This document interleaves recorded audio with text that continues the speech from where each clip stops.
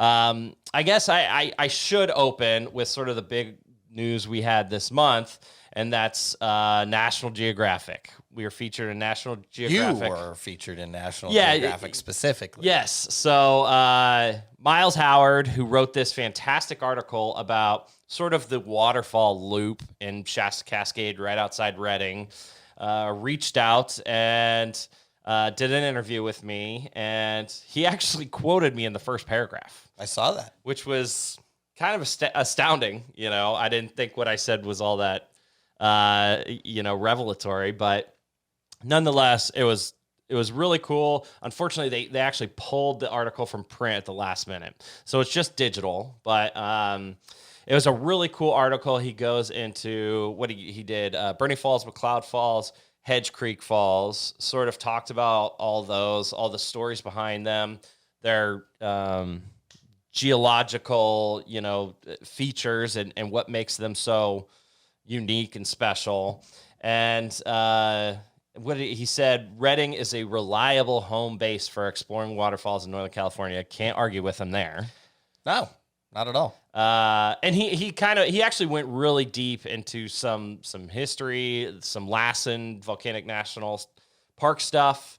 And I just thought it was a really cool article. What did you think? That was some of my favorite part of the article, is where he gets into the kind of volcanic activity and the lava tubes that really are kind of responsible for a lot of the waterfalls in Northern California. But I will say, so I read it twice. I read it once right when it came out, but then I read it again today. And when I read it again today, I had a different perspective in that I was like, this guy just found, what he did is he went to the active NorCal YouTube page, went to all the waterfalls we visited, and was like, wow, there's a lot of waterfalls in a small area. I should probably write about this. Googled it, found probably several articles written on activenorcal.com, and was like, I should probably quote this guy because he's kind of the expert. I mean, we've been to every waterfall in Northern California, videoed it, written about it, etc. Well, and we had been visiting these since our childhood. 1,000%. But if you go Google or YouTube any of these, it's Active NorCal that comes up. So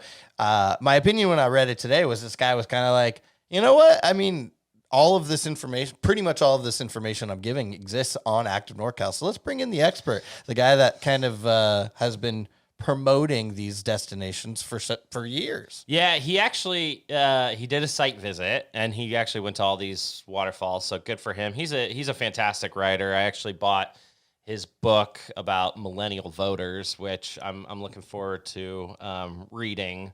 But yeah, you're right. It's funny because I do interviews all the time, like for different stories, and so I kind of know how to make an impact on someone that's interviewing you. So I just came with a bazillion different stories. I'm sort of this somewhat useless vault of random trivia, Northern California trivia. That's me with food and wine, generally. Yeah. And so I had all these different things that I was going to hit him with. And, I like the McCloud Falls stuff. I hit him with the Wintun Castle, the Hearst Castle. He knew about that. I hit him with, sort of the history of Bernie Falls and how it changed hands and, the Native American stuff. He knew all that. And I was like, man, he already knows everything. And then we got to Hedge Creek Falls, and I was like, well, I actually got a cool story. Black Bart, the legend is Black Bart used to go there after he'd rob a Wells Fargo stagecoach, and he'd stay the night in the cave under Hedge Creek Falls. He's like, oh yeah, that's going to make the article. I was like, all right, I got him. Finally, I got him. But no, kudos to Miles Howard. He great writer, great sort of deep dive on the big waterfalls, the big attractions. It's just really a nod to Northern California in general, too.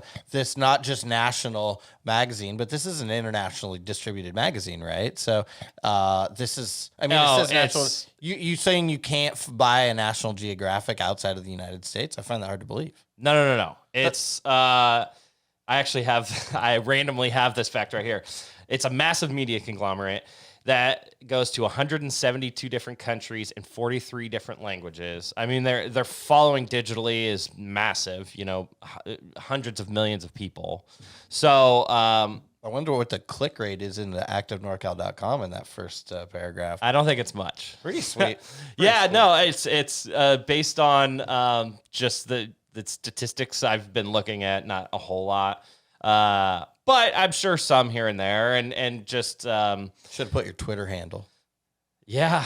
You gotta start doing that more. You need to embrace your Twitter. He put like 3 different links for us in there, so I can't.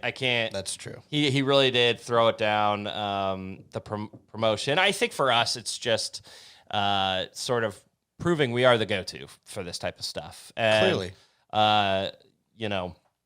it was a nice to be able to be recognized and to be asked to participate in something like this.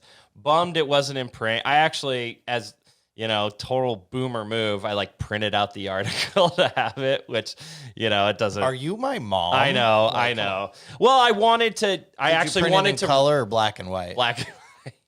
I'm not wasting my color cartridges on that, but no, it was nice to sort of sit down with it and go through it and print. Sometimes it's nice to do. That was actually, and I have to shout out to our friends over at Visit Reading who helps facilitate Miles and do a lot of this type of stuff. And they're always helpful for us and a big partner of ours. So yeah, that was fun. I actually got a ton of messages about that. So it seems like a lot of people responded positively to it. So fun story. Super cool story.